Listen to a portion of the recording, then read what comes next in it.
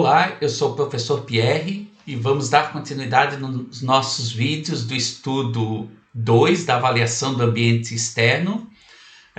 Vamos recordar aqui então que nós já temos nesse estudo. Então no vídeo 1 a gente viu a contextualização e o entendimento do ambiente geral de uma empresa. Estamos falando aqui de ambiente externo. No vídeo 2 a gente viu a análise PESTAL. No vídeo 3, a gente viu o modelo das 5 forças de ameaças ambientais, ou as 5 forças de Porter. No vídeo 4, a gente viu as possíveis estruturas dos setores e suas oportunidades ambientais associadas. No vídeo 5, nós trabalhamos os grupos estratégicos. E agora, neste 6º vídeo, a gente vai trabalhar os segmentos de mercado. Lembrando então do vídeo passado que os grupos estratégicos estão relacionados aos concorrentes mais diretos da organização e os segmentos de mercado estão relacionados aos clientes e consumidores.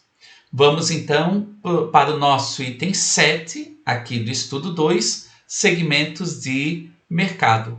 Então estamos aqui, item 7, segmentos de mercado. Então, como eu falei antes, né? Então grupos estratégicos estão relacionados mais aos produtores em um setor e os segmentos de mercado mais aos clientes. Então, quando a minha empresa faz a análise de grupos estratégicos, eu estou preocupado então com os meus concorrentes, num sentido de concorrentes mais diretos. E quando a gente trabalha o conceito de segmentos de mercado, a gente está mais preocupado com os clientes. Então, o que é um segmento de mercado? Grupo de clientes que possuem necessidades semelhantes que são diferentes das necessidades dos clientes de outras áreas do mercado. Então, por exemplo, o setor de vestuário pode ser segmentado em diferentes segmentos de mercado.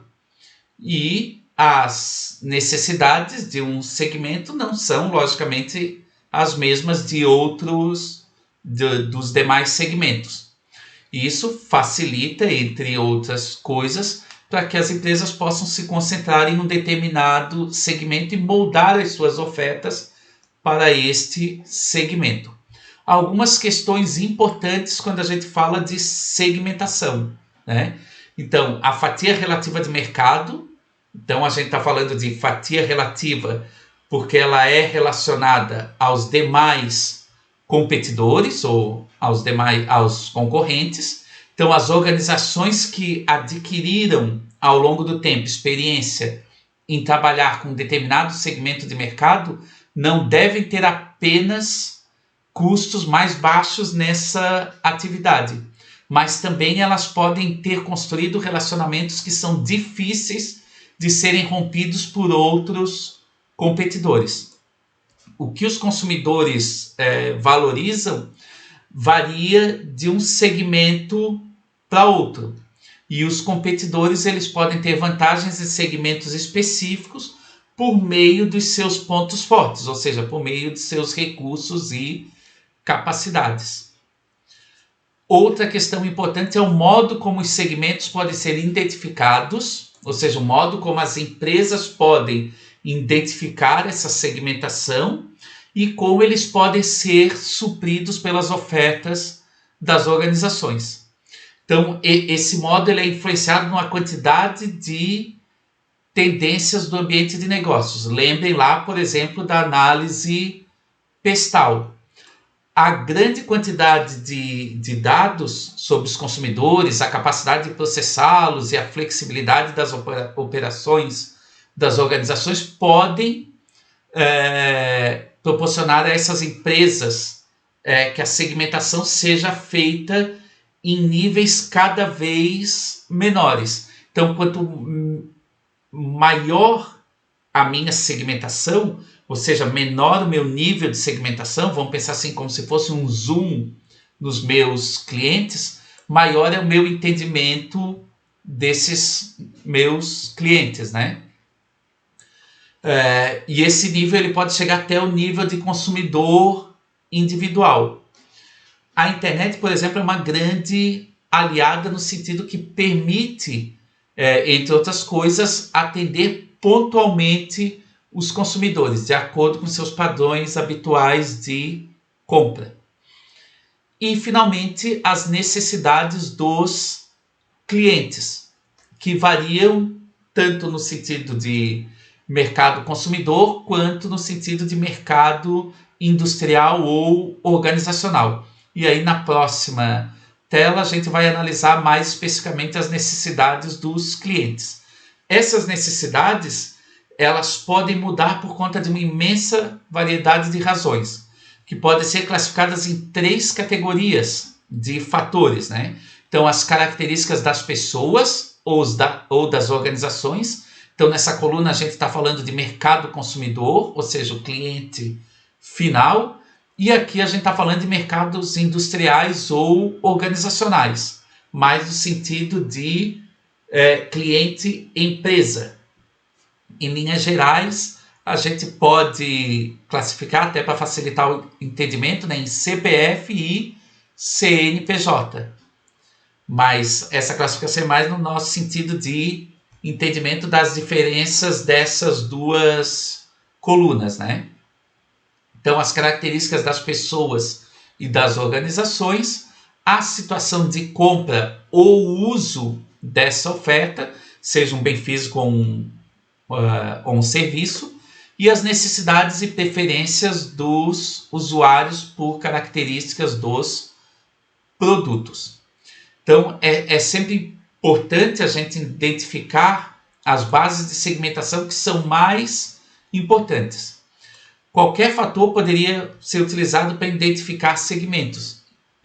Entretanto, na prática, é mais relevante a gente saber quais desses fatores influenciam mais no nosso contexto de negócio e, consequentemente, fazer uma segmentação mais adequada.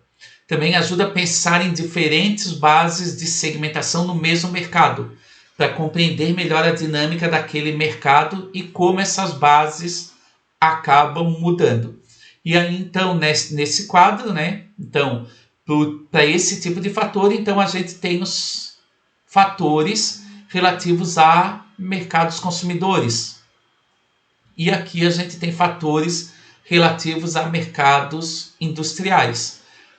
Para esse tipo de fator, os fatores relacionados a mercados do consumidor, ou mercados consumidores, e aqui os fatores relacionados a mercados industriais.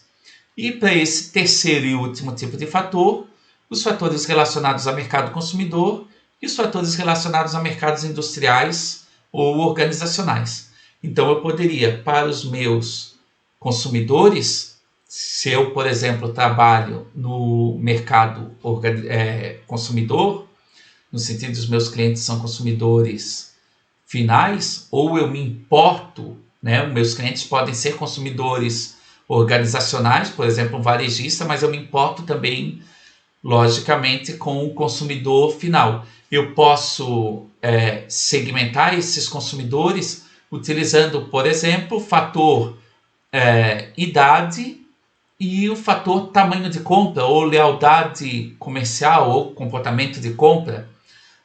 Posso segmentar eles utilizando o tamanho da família, tamanho da compra e preferência de marca. Então, eu posso fazer conjuntos com esses fatores para buscar uma segmentação mais adequada do meu mercado.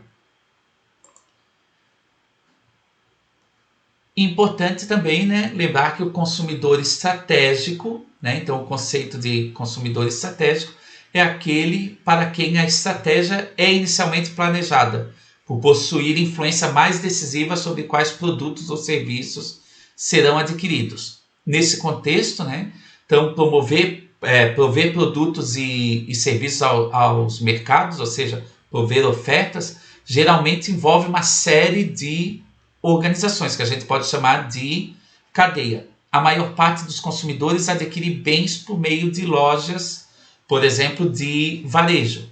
Assim, os fabricantes devem atender a 2 consumidores: as lojas, que são consumidores organizacionais, e os seus clientes finais. embora todos os clientes acabem influenciando a demanda por esses bens, geralmente um deles vai acabar sendo mais influente que o outro. Esse é o consumidor estratégico da organização. Logicamente, todos os consumidores têm que ser pensados pela organização, mas no caso do varejo, para muitos bens de consumo, os consumidores estratégicos ou consumidores estratégicos, sob o ponto de vista do fabricante, são as lojas, porque são elas que vão exibir, promover e sustentar os produtos no ponto de venda. E aí, com esse conceito de segmentação de mercado, aliado ao conceito de grupos estratégicos, a gente cobre uma área muito próxima da organização, que são seus concorrentes diretos pelos grupos estratégicos e os consumidores pelo conceito de segmentos de mercado. Voltando então ao nosso mapa desse conteúdo, então a gente cobriu as ferramentas básicas e os conceitos básicos de análise do ambiente externo. Iniciamos lá no macroambiente com a análise PESTAL, trabalhamos a questão da indústria, o setor com o modelo das 5 forças e a estrutura do setor, e chegamos bem próximo da empresa com o conceito de grupos estratégicos e segmentos de mercado. O nosso 7º e último vídeo vai tratar dos fatores críticos de sucesso e das ameaças e oportunidades ambientais. E com isso a gente fecha o nosso estudo 2, que é a avaliação do ambiente externo. E vamos depois lá para o nosso estudo 3, que é a avaliação do ambiente interno. Mas esperem que ainda a gente tenha um último vídeo, tá bom? Nos vemos então no próximo vídeo. Até mais!